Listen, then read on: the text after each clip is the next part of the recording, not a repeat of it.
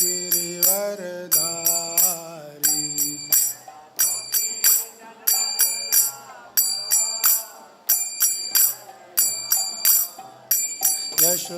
यशोदानंदन ब्रज जनरंजन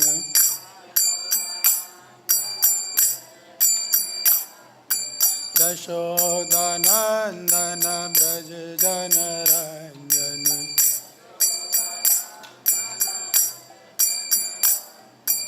यमुना तीरा वनचारी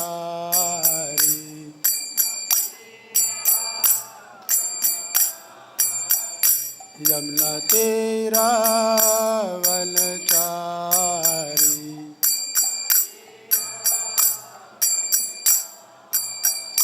जय राधा माधव कुंज बिहारी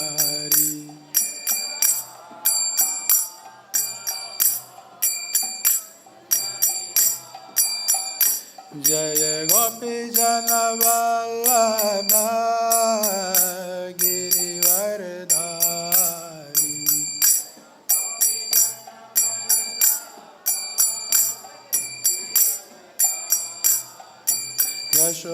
यशोदानंदन ब्रज जनरंजन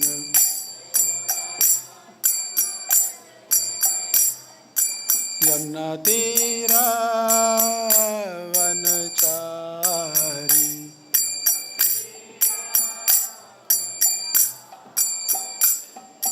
हरे कृष्णा कृष्ण कृष्ण हरे हरे हरे राम राम राम हरे हरे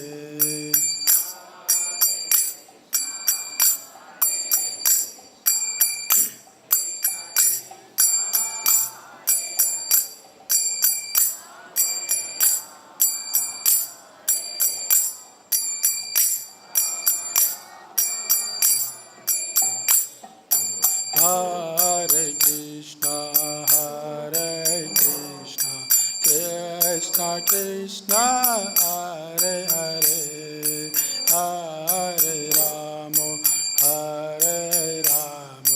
राम राम हरे हरे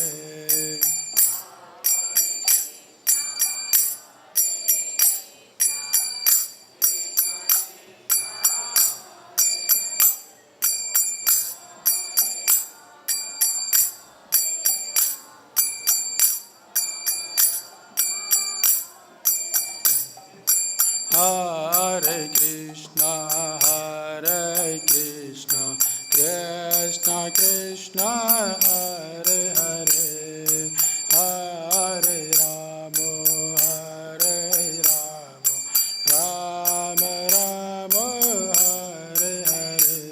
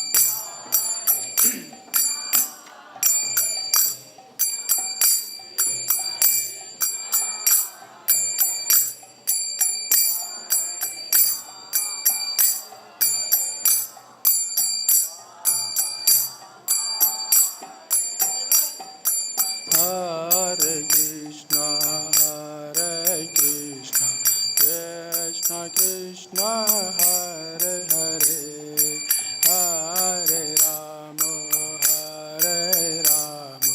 राम राम हरे हरे।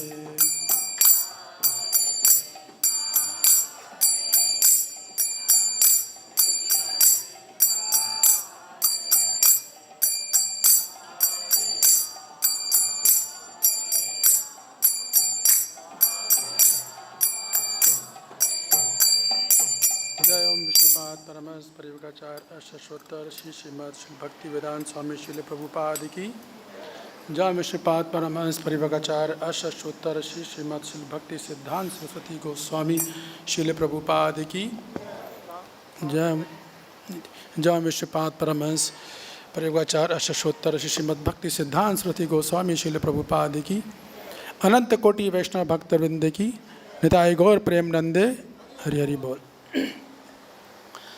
ओम नमो भगवते वासुदेवाय।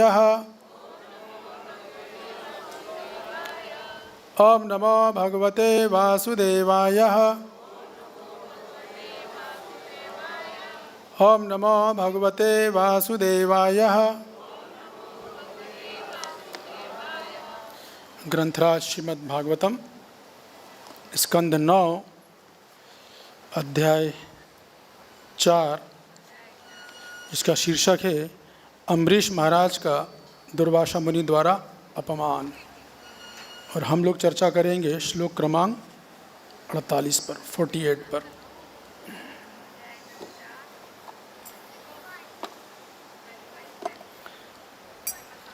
प्रागिदष्टम, कृपया मेरे पीछे दोहराइए। प्रागिदष्टम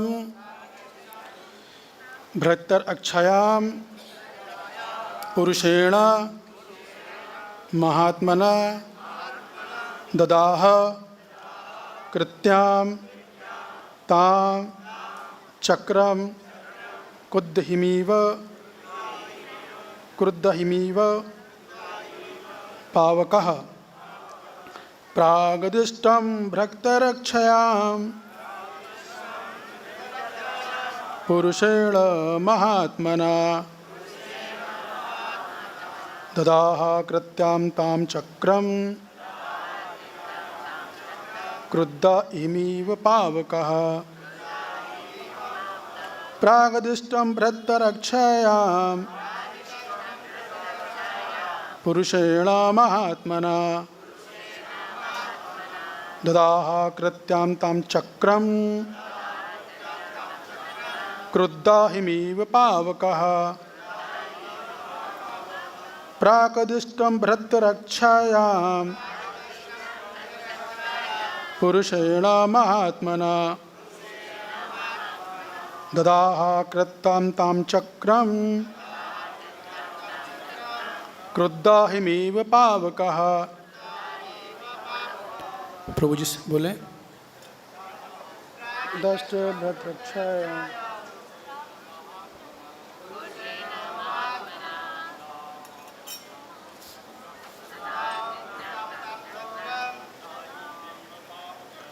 क्रुद्धहिमीव पावकः प्रागदिष्टं भृतरक्षायां पुरुषेण महात्मना ददाह कृत्यां तां चक्रं क्रुद्धहिमीव पावकः प्रागदिष्टं भृतरक्षायां पुरुषेण महात्मना तदा भित्तां चक्र क्रुद्धहिमीव पावकः प्रागदिष्टं भृतरक्षायां पुरुषेण महात्मना ददाह कृत्यां तां चक्रं क्रुद्धहिमीव पावकः। वैष्णवीस प्रागदिष्टं भृतरक्षायां पुरुषेण महात्मना यदां दृष्टं तां चक्रायिमेव पावकः।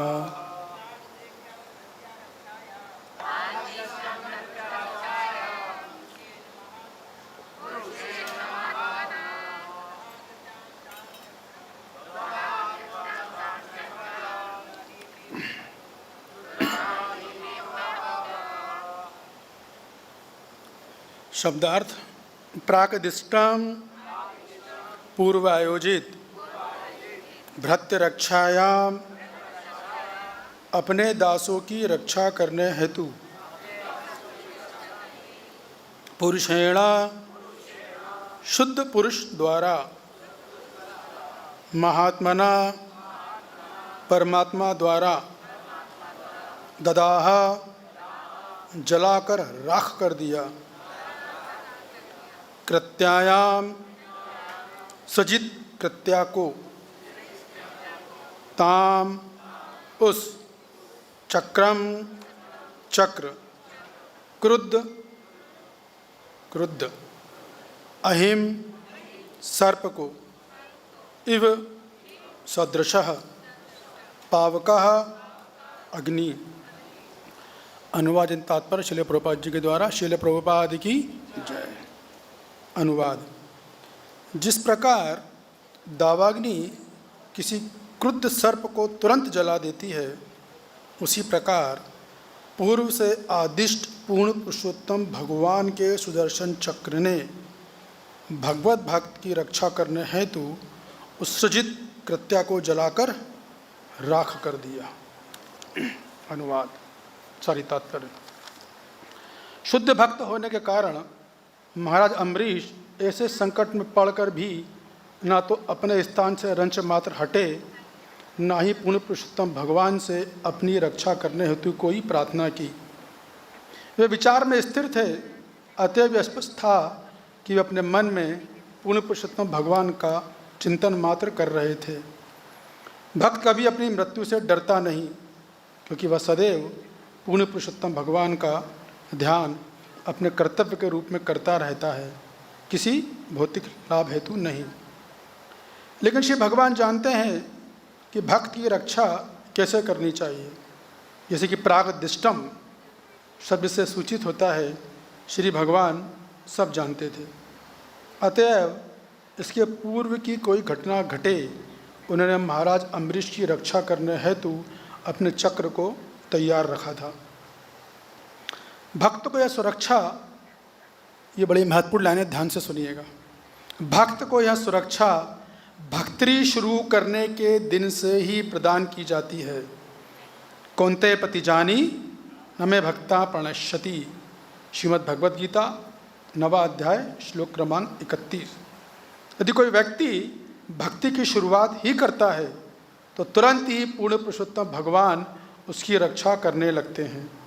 इसकी पुष्टि श्रीमद् भगवद गीता अध्याय 18 श्लोक क्रमांक 66 में हुई है। अहम त्वाम सर्व पापेभ्यो मोक्षयिष्यामि। सुरक्षा का कार्य तुरंत प्रारंभ हो जाता है। श्री भगवान इतने दयालु तथा कृपालु हैं कि अपने भक्त को उचित मार्गदर्शन तथा संपूर्ण सुरक्षा प्रदान करते हैं। इस प्रकार भक्त शांतिपूर्वक बिना किसी भारी उपद्रव के कृष्ण भावनामृत में ठोस प्रगति करता है। सर्प कितना ही क्रुद्ध और काटने को तैयार क्यों ना हो, किंतु जब उसे जंगल की प्रज्वलित अग्नि का सामना करना पड़ता है तो कुद्ध से कुद्ध सर्प भी असहाय बन जाता है। यद्यपि भक्त का शत्रु अत्यंत प्रबल भी हो, वह भक्ति की अग्नि के समक्ष ऐसे असहाय कुद्ध सर्प जैसा बन जाता है। ओम अज्ञानान्तिमिरान्धस्य ज्ञान अंजन शलाकया चक्षुरुन्मीलितं येन तस्मै श्री गुरुवे नमः। मूकं करोति वाचालं पंगुलिंगायते गिरिं यत्कृपातं हम वन्दे श्रीगुरुदीनतारिणं। वाञ्छाकल्पतरुभ्यश्च कृपा सिन्धुभ्येव च पतितानां पावनेभ्यो वैष्णवेभ्यो नमो नमः। जय श्री कृष्ण चैतन्य प्रभु नित्यानंद श्री अद्वैत गदाधर शिवासादि गौर भक्तवृंद। हरे कृष्णा कृष्ण कृष्णा हरे हरे, हरे राम राम राम हरे हरे।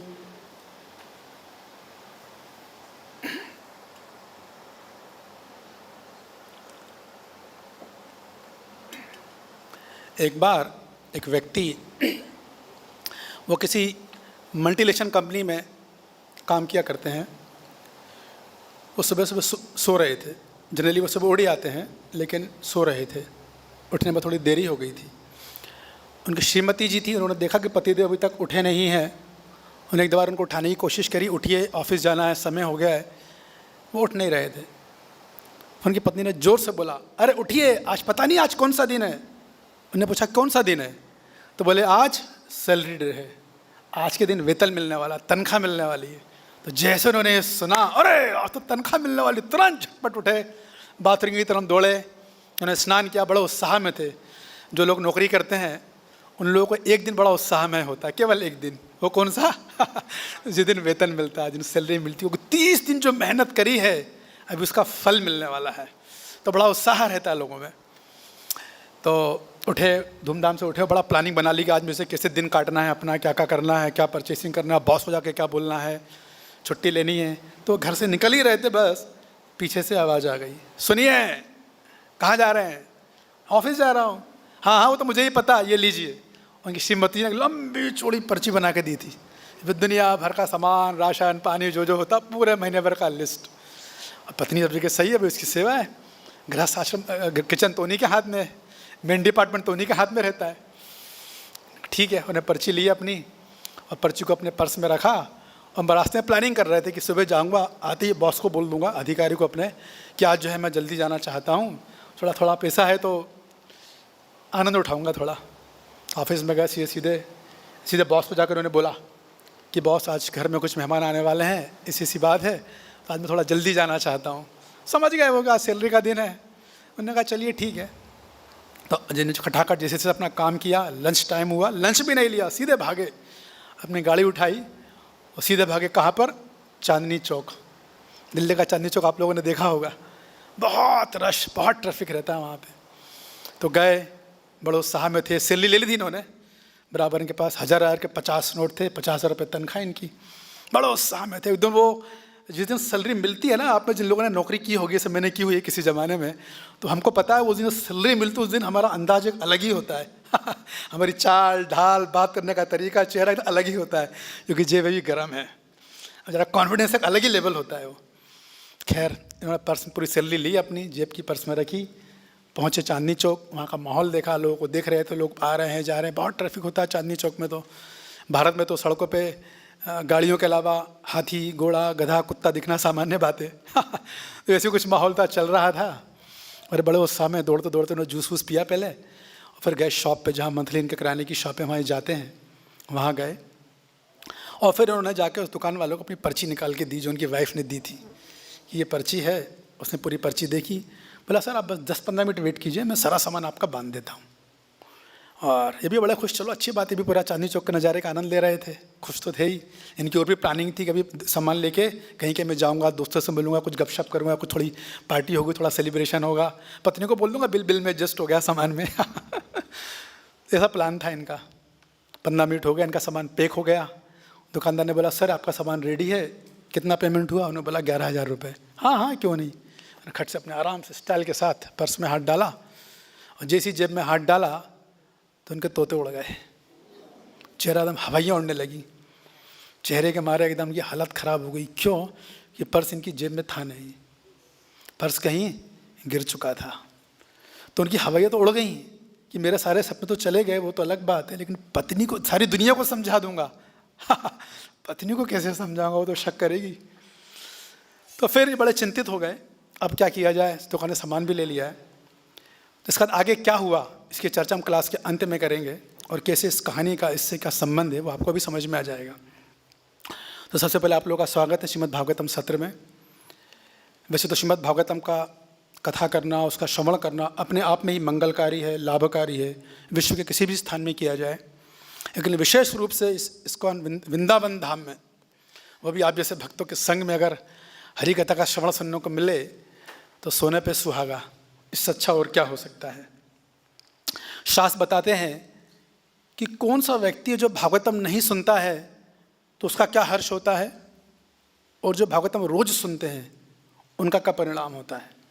तो स्कंद पुराण में वर्णन आता है, प्रहलाद महाराज जो बलि महाराज की वार्तालाप है स्कंद पुराण में, उसमें श्लोक है।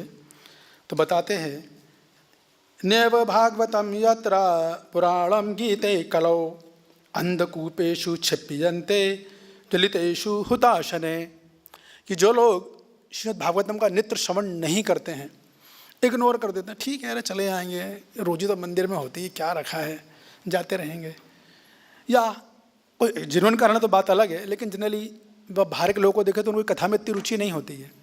हाँ, दूसरे कामों में बड़ी रुचि होती है उनको, लेकिन कथा की बात आएगी तो अरे अरे कौन जाएगा। तो ऐसे लोगों को स्कंद पुराण बोलता है, इनको फेंक दिया जाता है। कहाँ पर फेंका जाता है? अंधकूप में।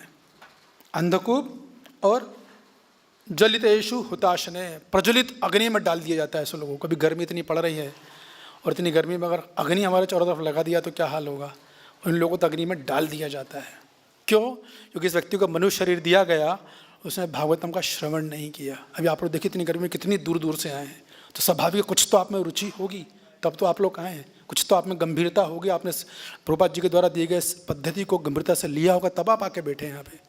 आसान बात नहीं, अपने आप में बहुत बड़ी बात है। तो जो लोग नहीं जाते हैं, अंधकूप और जलितेषु, इनकी ये स्थिति होती है। और जो सुनते हैं उनका क्या होता है, ये बताते हैं पद्म पुराण में। ब्रह्मा जी और 4 कुमार के बीच संवाद है, उसमें बताते हैं, कलिदोषा इमे सर्वे श्रीमद्भागवते ध्वने है प्रभीता प्रप्लयन्ते श्री शब्द व्रका इवा, कि जो लोग नित्य प्रति भागवतम का श्रवण करते हैं, नित्यम भागवत की सेवा करते हैं, नित्यम भागवत सेवया, तो क्या होता? श्रीमद् भागवते ध्वने, केवल भागवत जी की ध्वनि मात्र से, जब भागवत जी का श्रवण करते हैं, जो ध्वनि उनके कानों में जाती है, उस ध्वनि मात्र से कलयुग के जितने दोष हैं, जितनी नेगेटिविटी हमारे आसपास है, इस कलयुग के वातावरण में है, जहाँ हम रहते हैं वहाँ है, वो सारे दोष कैसे भाग जाते हैं?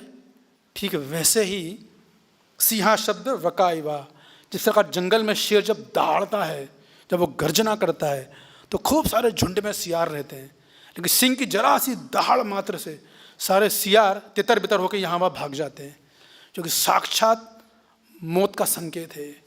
तो ठीक वैसे ही जो लोग नित्यम भागवत का श्रवण करते हैं, तो कली के सारे दोष वैसे ही भाग जाते हैं। तो आप समझ सकते हैं कि श्रीमद् भागवतम भी कितनी महिमा है। इतना ही नहीं, गर्ग संहिता में भी बताते हैं एक जगह कि जहाँ पर भागवत का जी का अध्ययन होता है, जहाँ भागवत जी का श्रवण होता है, जहाँ पर गोकुलनाथ भगवान श्रीकृष्ण की पूजा अर्चना होती है, उनकी उपासना होती है, और जहाँ पर गोवर्धन जी हैं, और जब तक गंगा जी हैं, जब तक गोवर्धन जी हैं, जब तक गंगा जी है, जब तक भागवत श्रवण हो रहा है, जब तक गोकुलनाथ की पूजा हो रही है, उस स्थान पर जो आज का भयानक कलयुग आप देखते हैं टीवी में, समाचार में किस तरीके से तेज़ी से बढ़ रहा है, उस कलयुग का, उस स्थान पर उस कलयुग का अस्तित्व नहीं रहता है, कलयुग में टिक नहीं पाता है।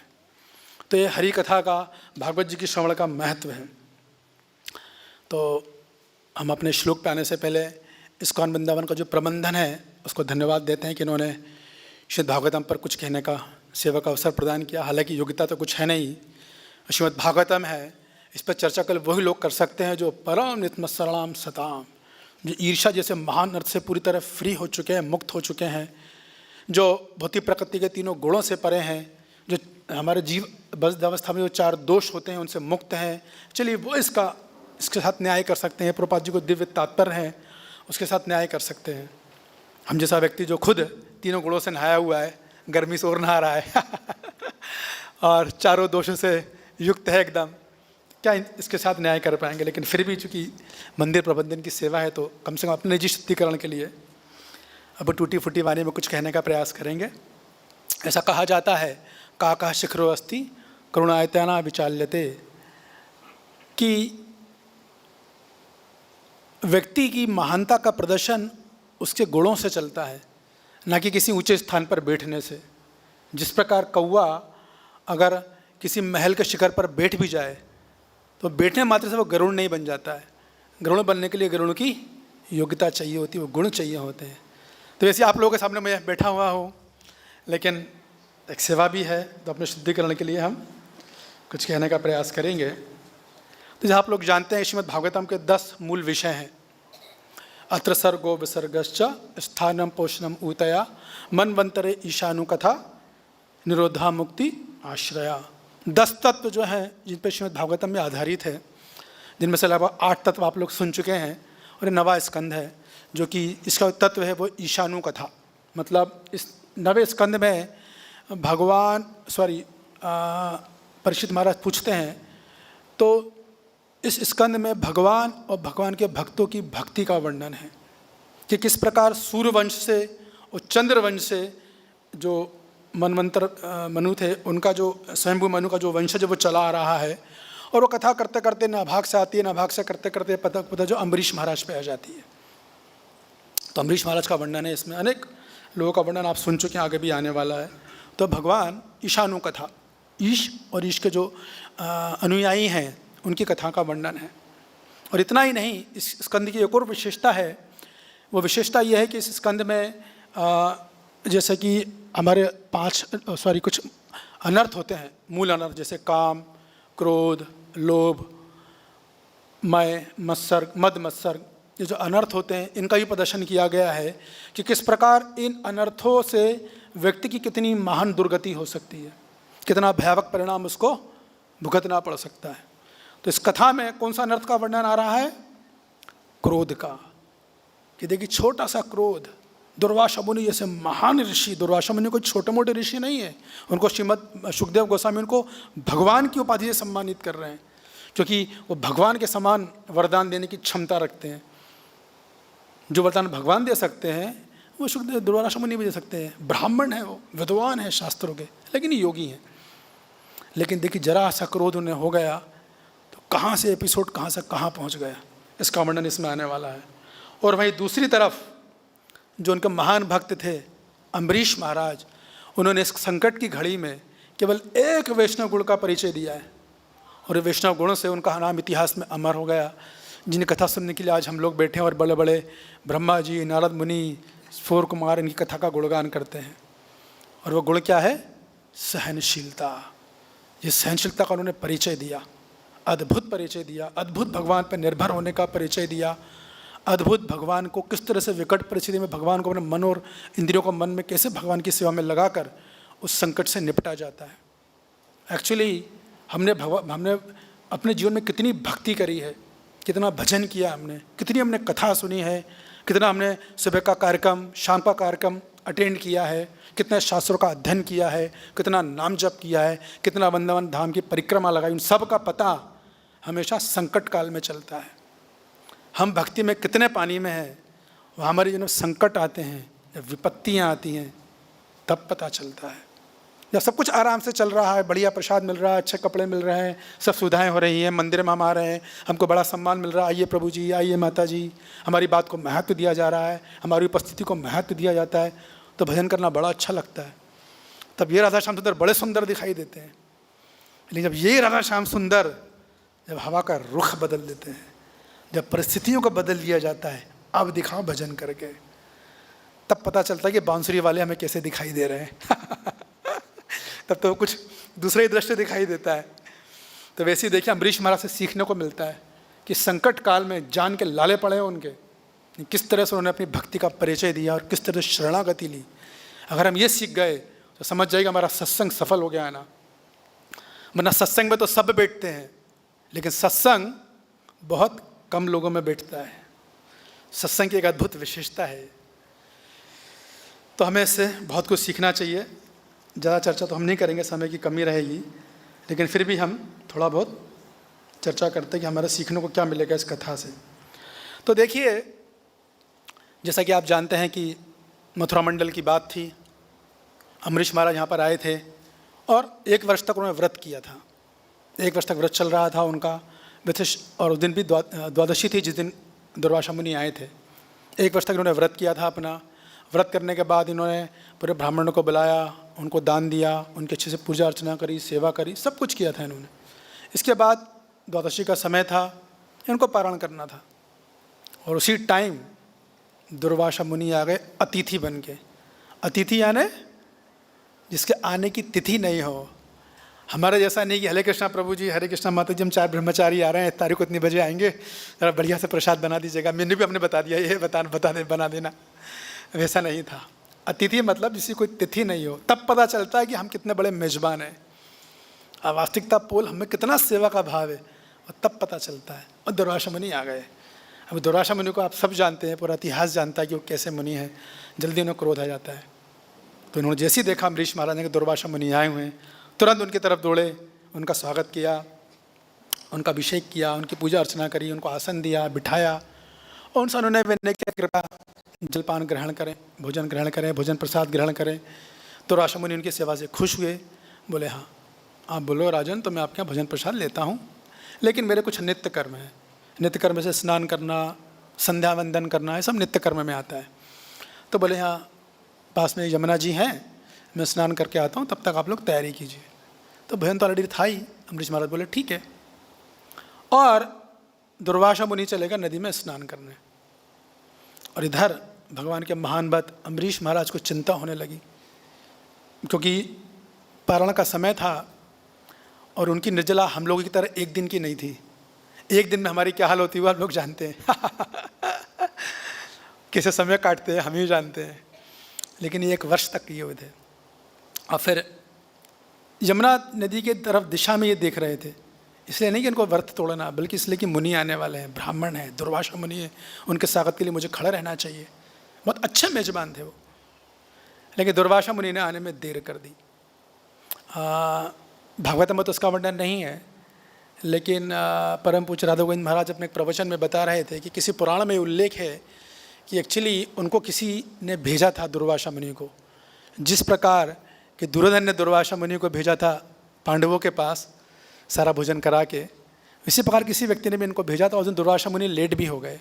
स्नान करने में जल्दी कर लेते हैं, देरी से स्नान किया।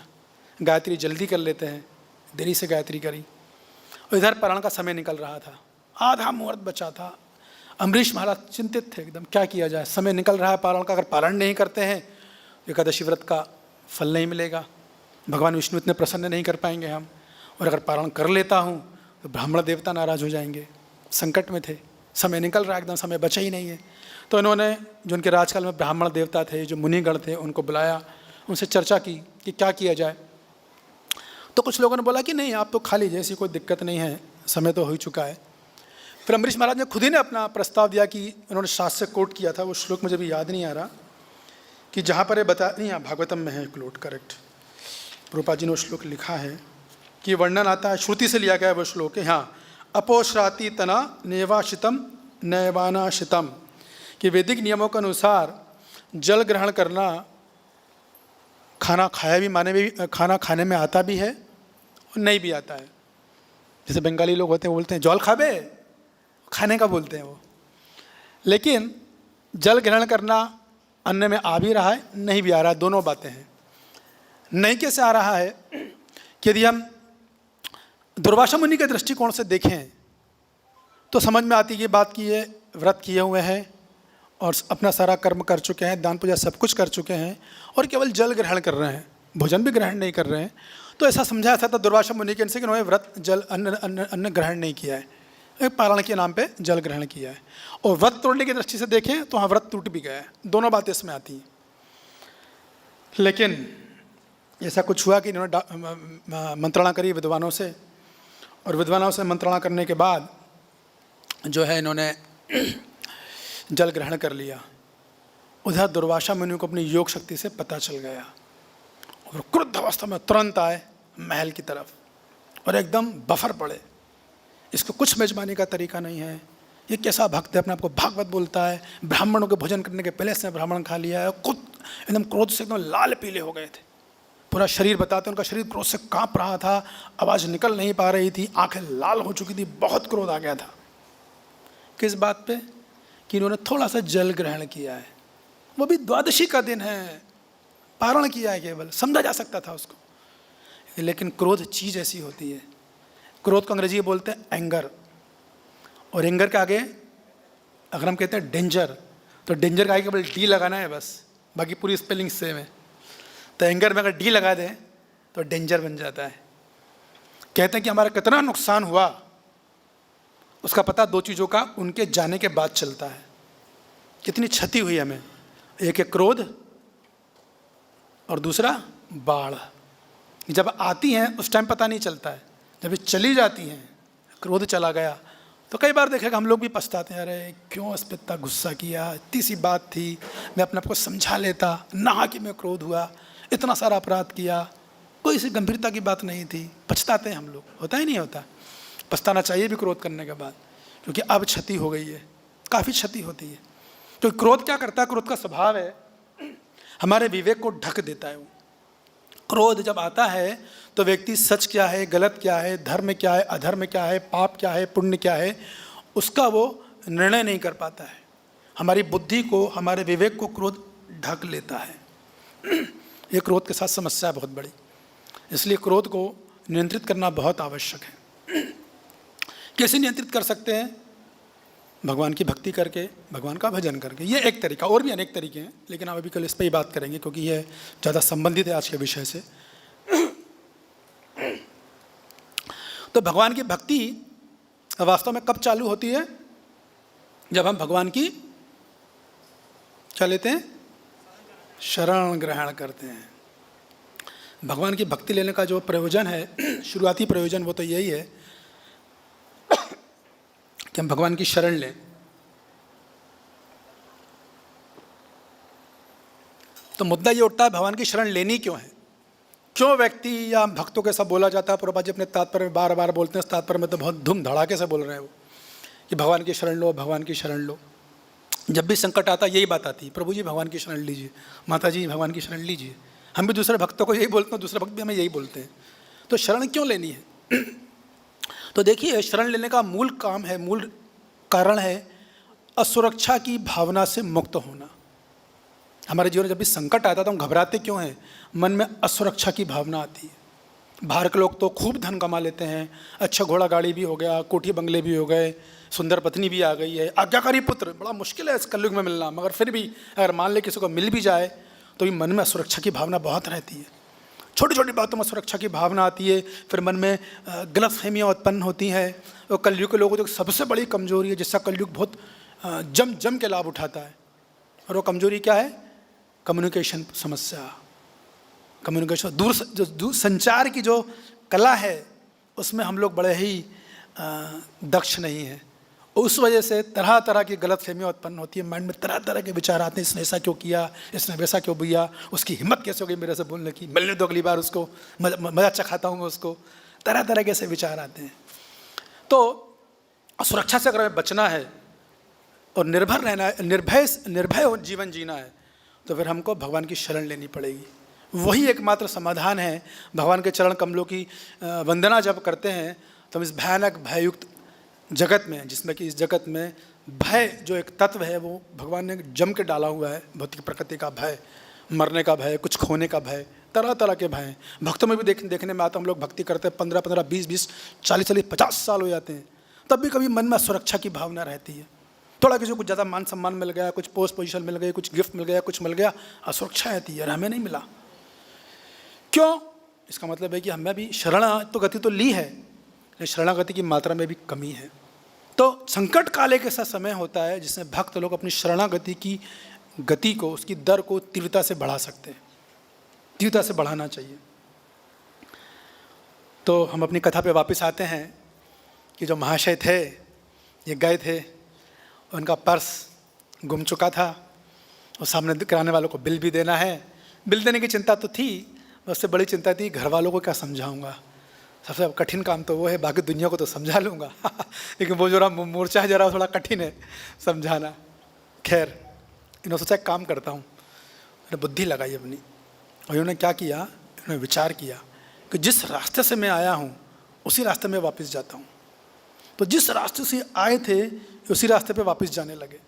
वापस गए, जाते जाते एक बड़ा चौराहा आया, लाल बत्ती थी, ट्रैफिक वाला खड़ा हुआ है, सीटी बजा के पूरे ट्रैफिक को वो मार्गदर्शन दे रहा है। खूब भीड़ है, गाड़ियाँ आ रही हैं, ट्रक आ रहा है, बस स्कूटर, लोग आ रहे हैं जा रहे हैं। इतनी भीड़ में भला बाजार चल रहा है, और इतनी भीड़ में इनका पर्स खुला खुला वैसा का वैसे ही रखा है, और पूरे इनके 50,000 रुपये नोट वैसे के वैसे ही रखे। कैसे हो गया ये? किसने करी उसकी सुरक्षा? इतनी बड़ी भीड़ में किसी भी व्यक्ति को पर्स नहीं दिखा, ऐसा कैसे हो गया है? तो सुरक्षा करने वाले भगवान थे, क्योंकि उनकी पत्नी भगवान की बहुत अच्छी भक्त थी। तो भगवान समझते थे कि संकट आएगा, पत्नी डिस्टर्ब होगी, भजन में परेशानी आएगी। तो इतने बड़े मार्केट में रहते हुए देखिए उनका भक्त सुरक्षित रह गया, क्योंकि भगवान उस पर्स की सुरक्षा करना चाहते थे। और वहीं दूसरी तरफ एक बहुत बड़ा धन्ना सेठ, जिसकी तिजोरी में करोड़ों रुपए रखे हुए हैं, और उसकी तिजोरी लगाकर उसने चाबी दूसरी तिजोरी में, वो दूसरी तिजोरी की चाबी तीसरी तिजोरी में, तीसरी तिजोरी की चाबी चौथी तिजोरी में, और वो आखिरी चाबी को अपने तकिया के नीचे रखा हुआ है, ताकि मेरा धन जो मैंने इतनी मेहनत से कमाया है, किसी भी तरीके से कमाया, वो चोरी ना चला जाए। इतनी सारी कड़ी सुरक्षा होने के बाद भी उनका धन चोरी चला जाता है। देखते हैं, आता है हम लोग को सोशल मीडिया में, देखिए, पेपर में पढ़िए, धन चोरी चला गया उसका। इतना सब करने के बाद कैमरे लगे तो भी, कैमरे लगने के बाद भी चोरियां होती हैं तभी चोरियां हो जाती हैं। क्यों? उस व्यक्ति ने भगवान की शरण नहीं ली। शरण नहीं ली, सुरक्षा भी नहीं मिली। तो सुरक्षा और शरण का सीधा संबंध है। जिस हद तक हम भगवान की शरण ग्रहण करते हैं, उस हद तक भगवान हमें अपनी सुरक्षा प्रदान करते हैं। एक छोटा सा बालक जंगल में जा रहा है, 5 साल का नन्हा बालक है। गांव में गया था भजन कीर्तन करने के लिए, कार्यक्रम में लेट हो गया, रात का अंधेरा हो गया, दिन डूब गया। अभी गांव वालों में एक नियम होता है कि जब भी वो, उनका नियम में रहता है, बोलते हैं कि उनका नियम ऐसा होता है कि दिन डूबने के पहले पहले घर आ जाना चाहिए। आप घर से निकलेंगे तो बोलेंगे माता पिता, कहाँ जा रहे हो? बोले दिन डूबने के पहले पहले आ जाना, मतलब अंधेरा होने के पहले घर वापस आना चाहिए। भजन कीर्तन में थोड़ा लेट हो गया है बच्चा, दूसरे गांव जाना था। रास्ते में घनघोर जंगल, और आपको तो पता है जितने खतरनाक जीव हैं जंगल में, शेर, चीता, भयानक अजगर, सर्प, ये सारे रात में ही निकलते हैं। रात का समय है, बच्चे को जाना है, घर में मम्मी तैयार कर रही है, पापा तैयार कर रहे हैं, लेकिन बच्चा भगवान का हरि नाम का आश्रय लेते हुए हरे कृष्ण कृष्ण कृष्ण हरे हरे, हरे राम राम राम हरे, हरि नाम को जब का आश्रय लिया, उनके सहारे पूरा भयानक जंगल इस बच्चे ने क्रॉस कर लिया। अभी सोचिए, छोटा सा बच्चा, एक भी जानवर रास्ते में नहीं आया उसके, ऐसा कैसे हो गया? जबकि जानवर, खतरनाक जानवर सब रात में ही निकलते हैं, एक जानवर नहीं आया। इतना ही नहीं कि कटीले वृक्ष भी होते हैं, जहरीले वृक्ष भी होते हैं, किसी से टकराया नहीं है, और बिना किसी विघ्न के आराम से पार करते हुए निकल गया। कुछ नहीं हुआ, इनकी जान माल को कोई हानि नहीं हुई, सकुशल घर पहुंच गया। वहीं दूसरी तरफ एक बहुत बड़ा मंत्री, जिसके पास की पूरे देश की सुरक्षा तंत्र जिसके हाथ में है, पूरी देश की सुरक्षा का जो एकमात्र मालिक है, यहाँ चारों तरफ उसके जहाँ रहता है, उसके बंगले के आसपास पूरे ब्लैक कमांडो घूम रहे हैं। बंगले के बाहर जगह जगह CCTV कैमरे लगे हुए हैं, उसके अंदर ब्लैक कमांडो का सर्किल है, उसके अंदर ब्लैक डॉग का सर्किल है। इतनी कड़ी सुरक्षा, जहाँ पे परिंदा भी पर नहीं मार सकता, इतनी कड़ी सुरक्षा चल रही है। और इतनी कड़ी सुरक्षा के बाद भी उसका मर्डर हो जाता है, हत्या हो जाती, देखने में आता है, भारत का इतिहास है ये। इतनी कड़ी सुरक्षा के बाद भी वो व्यक्ति मारा जाता है। क्यों? शरण नहीं ली भगवान की, भगवान की शरण नहीं थी, सुरक्षा नहीं मिल पाई।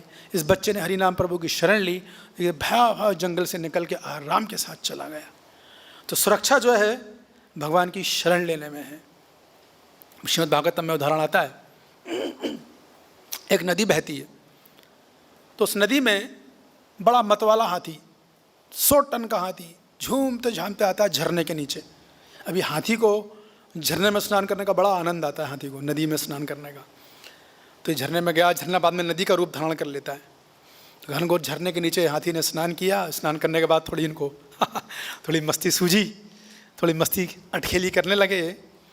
100 टन का इतना बड़ा हाथी उस नदी के बहाव में कागज की नाव की तरह बह गया, पता भी नहीं चला उस हाथी का। सोचिए। और उसी नदी में इतनी इतनी छोटी छोटी सी मछलियाँ, इतनी इतनी सी मछलियाँ नदी के बहाव के विरुद्ध। हाथी तो नदी की धारा के अनुकूल था, ये मछलियाँ नदी के बहाव के विरुद्ध बह रही हैं, तैर रही हैं। उनको कुछ नहीं हो रहा है, उनको जरा भी भय नहीं है कि क्या होगा, हमारा इतना बड़ा हाथी बह गया, हमारा तो कोई अस्तित्व ही नहीं है हाथी के सामने, कुछ भय नहीं है उनको। और आराम के साथ नदी के बहाव के विरुद्ध तैर रहे हैं, और नदी में है वो आराम पूर्वक है, सुखपूर्वक है। क्यों? क्योंकि उन्होंने नदी की शरण ग्रहण की हुई है, इसलिए वो सुरक्षित है। और हाथी ने शरण नहीं ली, इतना बड़ा हाथी कागज की नाव की तरह बह गया। उसी प्रकार पंछियों को देखा जाता है, पंछी आसमान में बहुत ऊंचे ऊंचे उड़ान तक उड़ते हैं, खासकर चील और बाज। बाज का तो बता दें कि बाज तो जब बारिश होती है तो सारे पंछी हवा भागते हैं शरण लेने के लिए। बाज एकमात्र ऐसा पंछी है जो बादलों से ऊपर चले जाता है, कोई चिंता नहीं रहती उसको, इतना ऐसा पक्षी है। तो पंछी आसमान में बड़ी ऊंची ऊंची उड़ान तक उड़ते हैं, खूब उड़ान भरते हैं, और जब नीचे देखते तो उन्हें जरा भय नहीं होता, क्या होगा मेरा, इतनी ऊंचाई पे आ गए हैं हम, कहीं मैं गिर ना जाऊं, कहीं मैं क्या पता कि मैं पंख ना थक जाए, कहीं गिर ना पड़ूं, भाई कोई नीचे कोई मैं पकड़ ना ले। अभी हम लोग को भी थोड़ी बिल्डिंग पे ऊंचा खड़ा कर दी जाए, तीसरी चौथी बिल्डिंग पे, और वहाँ से अगर हम नीचे देखें, नीचे देखने में कभी कभी तो देखने की हिम्मत भी नहीं होती है अगर रेलिंग वगैरह नहीं तो देखे भी नहीं, तो डर लगता है, भय लगता है, ऊँचे बिल्डिंग पर हम चले जाएँ तो भयभीत होते हैं हम लोग। लेकिन देखिए पंछियों को, इतनी ऊंची उड़ान भर रहे हैं, लेकिन कोई भय नहीं है उनको, कोई असुरक्षा की भावना नहीं, क्या होगा मेरा, मेरे बच्चों का क्या होगा, मेरे परिवार का क्या होगा, कोई भय नहीं उन पंछियों को। क्यों? क्योंकि उन्हें बादल की, आसमान की शरण ग्रहण कर रखी है उन्होंने। तो ये शरण का प्रभाव है।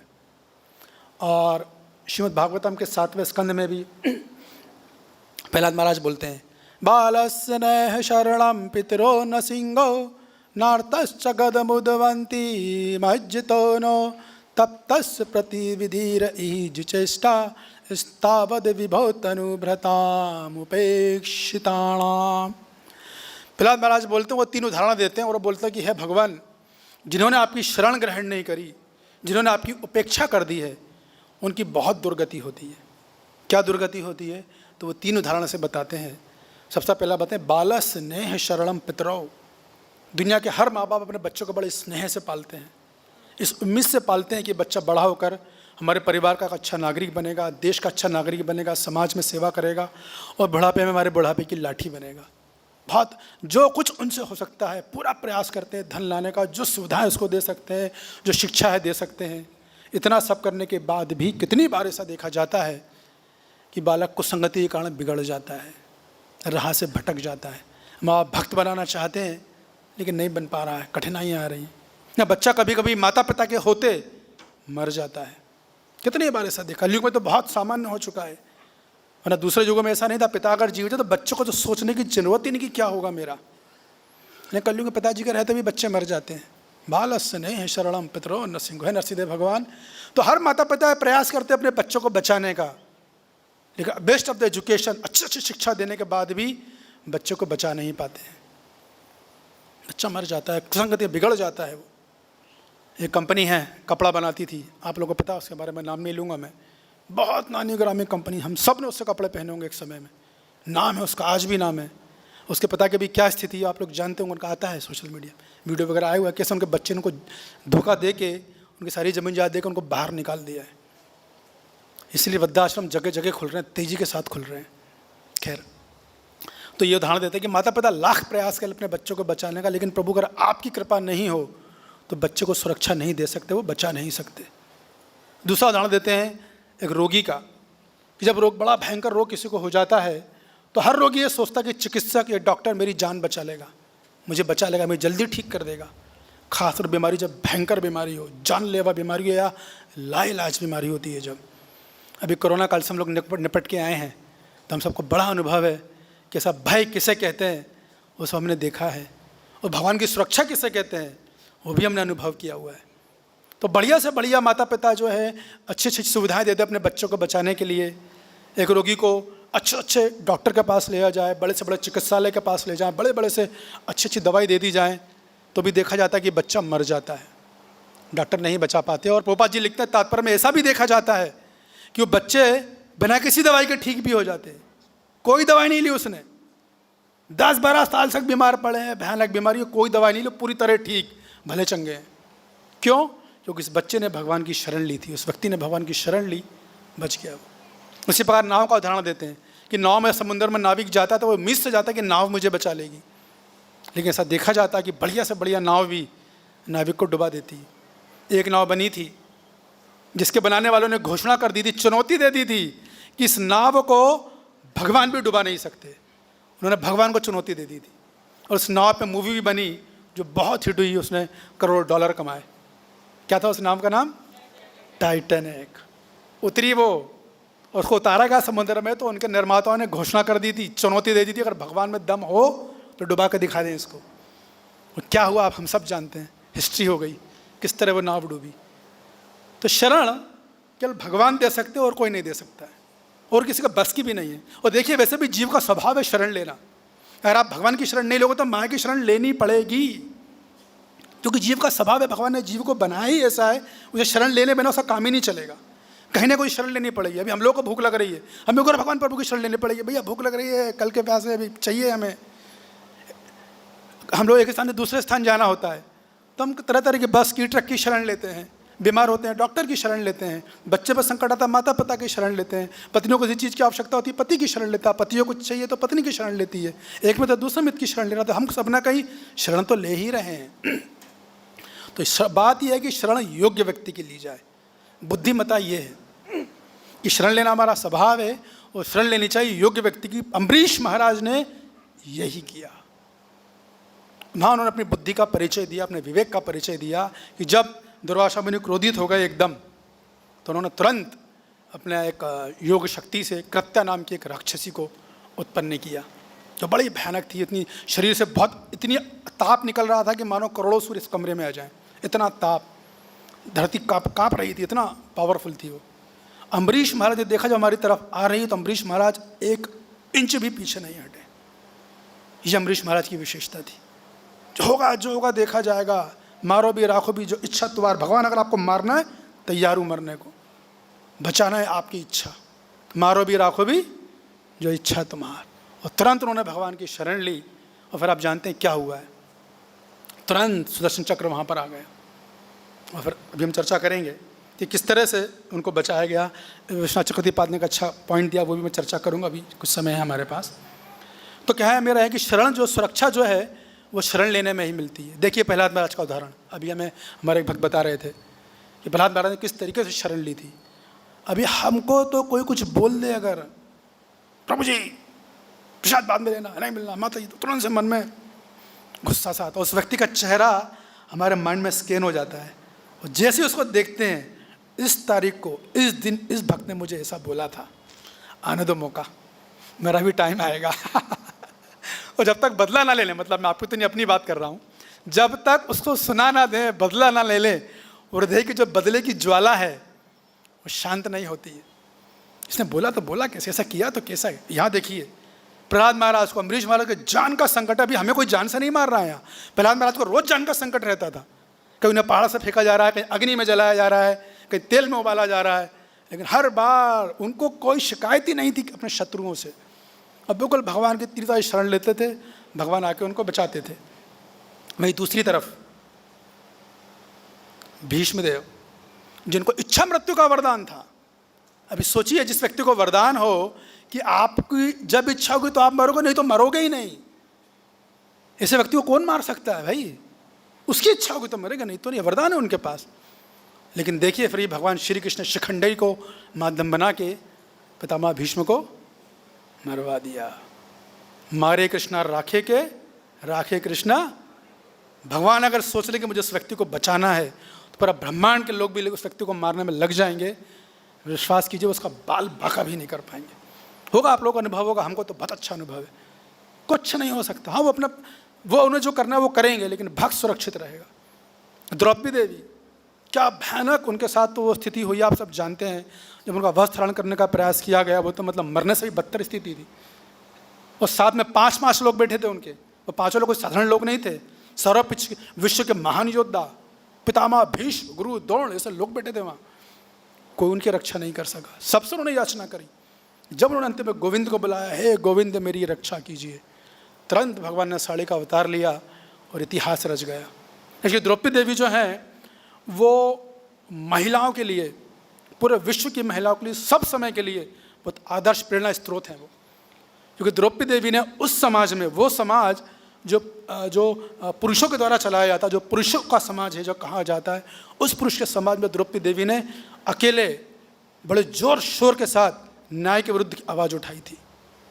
शी फॉट फॉर जस्टिस, उन्होंने धर्म के लिए लड़ी थी। वो तो बहुत आदर्श है उनका चरित्र, मुझे तो खैर बहुत ही पसंद है उनका चरित्र। तो देखिए, द्रौपदी की रक्षा भी भगवान ने ही रक्षा करी। और वहीं दूसरी तरफ दुर्योधन, अभी दुर्योधन का युद्ध समय चल रहा था, लगभग सारे भाई दुर्योधन के मारे जा चुके थे, आखिरी पुत्र बचे थे। तो उनकी जो माता थी गांधारी, उन्होंने अपने पुत्र को बुलाया और आँखों में पट्टी बांधती थी वो, तो उनके पतिव्रता की शक्ति से उन्होंने दुर्योधन का शरीर लोखंड का माफिक बनाया था। ऐसा शरीर युद्ध में कोई अस्त्र शस्त्र उन पर असर ही नहीं करेगा। अब ऐसे व्यक्ति को कौन मारेगा? फिर भी भगवान ने चतुराई से दुर्योधन को मरवा दिया। क्यों? भगवान चाहते थे दुर्योधन मरे, भगवान चाहते थे द्रौपदी देवी की लाज बचे। तो राखे कृष्णा मारे के, मारे कृष्णा राखे के। कुंती महारानी आपने सुना है फर्स्ट कैंटो में, पूरी जीवन विपत्तियों से भरा पड़ा है। वो तो बोलती विपदा संतु ताहा यत्र तत्र जगत गुरु, आने दीजिए विपत्तियाँ कितनी आती हैं। अफकोर्स हम लोग वो स्तर पे नहीं, मैं तो खैर बिल्कुल भी नहीं हूँ, ऑलरेडी बहुत विपत्ति झेल ली है। हाँ, लेकिन यह है कि वो विपत्तियों को जब बुला रही हैं तो एक्चुअली आचार्य बताते हैं विपत्ति के नाम पे भगवान का संग मांग रही हैं। ये भगवान का संग उनकी प्राथमिकता है। अगर आपका संग लेने की विपत्ति आएंगी, मंजूर है, सब स्वीकार है, आपका संग चाहिए, क्योंकि आपके संग से ही सुरक्षा मिलती है, आपके संग से हमें भक्ति में तीव्रता की प्रेरणा मिलती है, प्रेम मिलता है, आपका संबंध मिलता है। तो वैसे यहाँ पर भी कुछ ऐसा ही हुआ कि जब इन्होंने छोड़ा, दुर्वासा मुनि ने, अम्बरीश महाराज ने भगवान की शरण ली और बिल्कुल भी घबराए नहीं। वो क्यों नहीं घबराए? एक, भगवान की शरण ली, और दूसरा, उन्होंने अपना चित्त को भगवान में लगा दिया था। और तीसरी बात, उनके मन में प्रभु जी तात्पर्य में लिखते हैं कि जरा भी भौतिक भोग की इच्छा नहीं थी। तो यहाँ पर उन्होंने बहुत अच्छा गुण जो श्रीमद् भागवत में वर्णन है, हराव भक्त से कुतो महद्गुणा, 5वां स्कंद, कि जो भगवान की भक्ति करते हैं उनमें देवताओं के गुण आ जाते हैं। सहनशीलता का महान परिचय दिया, भगवान की शरण ली, और इस तरह से उन्होंने जो है अपनी सुरक्षा करी। और विश्वनाथ चक्रवर्ती पाठ टीका में बड़ा रुचिकर पॉइंट बताते हैं कि क्या ऐसा था कि अम्बरीश महाराज ने भगवान से याचना करी हो या सुदर्शन चक्र को बोला कि इस दानव को मार दो तो मेरी रक्षा होगी, तो सुदर्शन चक्र ने फिर क्यों मारा उनको? अम्बरीश महाराज तो प्रार्थना नहीं किए थे कि मेरी रक्षा की जाए, उन्होंने ये प्रार्थना नहीं करी कि दानव को मारा जाए, जो दानव आया उसको मारा जाए, उन्होंने ये प्रार्थना नहीं करी। सुदर्शन चक्र ने क्यों मारा? तो कारण बताते हैं कि जब वो राक्षस आई कृत्या, तो अम्बरीश महाराज एक कदम भी पीछे नहीं हटे, भगवान की शरण ली, और सबसे बड़ी बात, उन्होंने उस राक्षस को मारने के लिए प्रतिकार नहीं किया। तिरस्कृता वृत्त लब्धा शप्ता छप्ता हता भी नास्तत् प्रतिकुर्वन्ति तद भक्ता प्रभवो अपि। श्रीमद् भागवतम 1 स्कंद 18 अध्याय, जहाँ की वो बताते हैं शमीक ऋषि अपने पुत्र को, वो जो भगवान के महाभागवत होते हैं, जो भगवान के उच्च कोटि के भक्त होते हैं, तिरस्कृता, उनका तिरस्कार किया जाए, अपमान किया जाए, विप लब्धा, उनके साथ चीटिंग की जाए, उनको ठगा जाए, शप्ता, उनको श्राप भी दिया जाए, शप्ता छप्ता, तिरस्कर्ता विप लब्धा शप्ता छप्ता, उनकी छप्ता मतलब उनको, देखिए तिरस्कार सहन करना फिर भी आसान है, लेकिन किसी को क्या बोलते हैं, उसकी उपेक्षा करना, देखकर नज़रअंदाज करना, इंग्लिश में बोलते हैं इग्नोर करना, वो बहुत पीड़ादायक होता है। जो लोग गुजरे होंगे वो जानते होंगे। तो यदि वो उपेक्षा भी की जा रही है उसकी, उसकी हत्या भी की जाए, तो ये भगवान का भक्त कभी प्रतिकार नहीं करता है, विरोध नहीं मतलब बदला नहीं लेता, प्रतिशोध की अग्नि उसमें धधकती नहीं, बदला नहीं लेता है। और यही बात भगवान ने देखी अम्बरीश महाराज में। अब यह चाहते अगर परीक्षित महाराज तो श्रृंगी मुनि के लड़के के, श्रृंगी ऋषि के शाप को नलीफाई, यानी उसको शून्य कर सकते थे, वो उसका प्रभावहीन बना सकते थे, लेकिन उन्होंने नहीं किया। अम्बरीश महाराज चाहते अपनी रक्षा कर सकते थे, उन्होंने नहीं की, उन्होंने उल्टा भगवान की शरण ली। यही बात भगवान के दिल को छू गई, भगवान है भक्त वत्सला। तब फिर उन्होंने सुदर्शन जी को बोला, और फिर सुदर्शन जी ने उनकी रक्षा करी कि शत्रु को क्षति पहुंचाने के बजाय उन्होंने क्या किया, भगवान पर निर्भर हो गए। हे प्रभु जो होगा मारो भी राखो जो इच्छा तुम्हारी। इस वजह से सुदर्शन चक्र ने उस राक्षस को मारा। और इतना भी नहीं, ये भी वर्णन आता है कि भगवान ने पहले भी जब अम्बरीश महाराज काफ़ी भगवान से अम्बरीश महाराज बहुत प्रसन्न थे, तो तब जो है भगवान ने उनको कहा था सुदर्शन चक्र को कि जब कभी इस पर संकट आए जीवन में तो आप इसके शत्रु को मार देना। तो इस तरीके से जो है उनकी रक्षा की गई थी। तो इस पूरे एपिसोड से हमें ये शिक्षा दिखने को मिलती है कि देखिए, जब भी जीवन में संकट आए, विपदा आए, तो बजाय दूसरों को दोष देने के, उस स्थिति का आकलन करने के, इसने ऐसा किया उसने वैसा किया, अपने भजन की तीव्रता को बढ़ाना चाहिए, भगवान की सुरक्षा को बढ़ाना चाहिए। तो हम बहुत तेजी से भक्ति में प्रगति करते हैं। एक्चुअली भक्त के जीवन में संकट भगवान की शरणागति को बढ़ाने के लिए ही आता है। वही टेस्ट है हमारा, वही हमारी परीक्षा है कि उस संकट में हम कितना वैष्णव गुणों का प्रदर्शन कर पाते हैं, कितना उनका अभ्यास कर पाते हैं और भगवान श्री कृष्ण की शरण ग्रहण कर पाते हैं। तो आप सब लोग का ध्यानपूर्वक सुनने का बहुत बहुत धन्यवाद। समय हो चुका है, मुझे इशारा भी मिल गया है कहने को, तो और भी कुछ कहने को, लेकिन ये वाणी को विराम देंगे। बहुत बहुत धन्यवाद। हरे कृष्णा हरे कृष्णा हरे राम हरे राम।